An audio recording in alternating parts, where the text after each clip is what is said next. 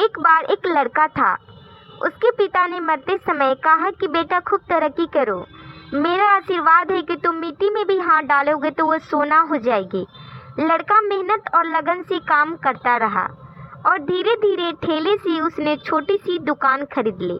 फिर एक दुकान से दूसरी, एक शहर से दूसरी शहर उसका व्यापार बढ़ता गया।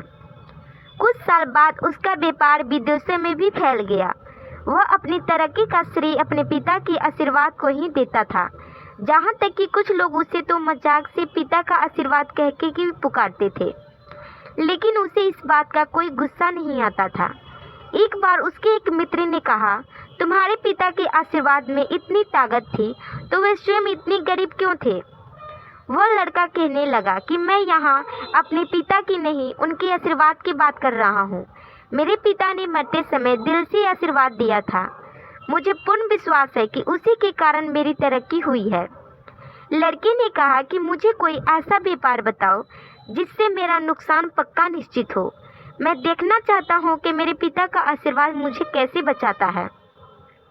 उसके दोस्त ने कहा कि तुम अफ्रीका में जाकर लौंग का व्यापार करो, क्योंकि वहाँ के लोग जहाँ पर 10 गुना महंगे बिकते हैं। इसलिए जब तुम वहाँ से लौंग खरीदकर वहाँ बेचोगे तो तुम्हारा नुकसान पक्का है। लड़का अपने देश से लौंग खरीदकर अफ्रीका के एक देश पहुँचा। वहाँ पहुँचकर वहाँ का रेगिस्तान देखने निकला। उसी समय वहाँ का बादशाह अपने सैनिक के साथ रेगिस्तान की रेत पर कुछ ढूंढ रहा था। वह लड़का उत्सुकता से वहाँ पहुँचा और अपने पूछने लगा कि आप सब क्या कर रहे हैं। बादशाह ने बताया कि मेरी बहुत ही प्रिय अंगूठी खो गई है, उसी को ढूंढ रहा हूँ। अंगूठी मेरे लिए बहुत भाग्यशाली थी। बादशाह ने पूछा, तुम इस देश में क्यों आए हो? लड़के ने कहा कि मैं यहाँ पे लौंग बेचने भारत से आया हूँ।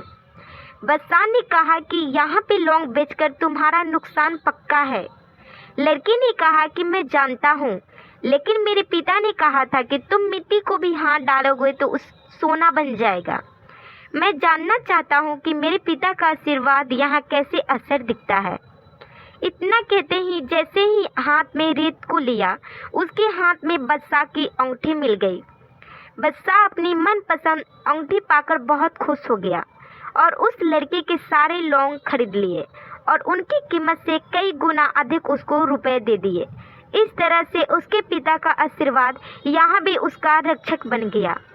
आशा करती हूँ कि ये छोटी सी कहानी आपको पसंद आई हो, तो प्लीज़ वीडियो को लाइक एंड शेयर, सब्सक्राइब जरूर कीजिएगा।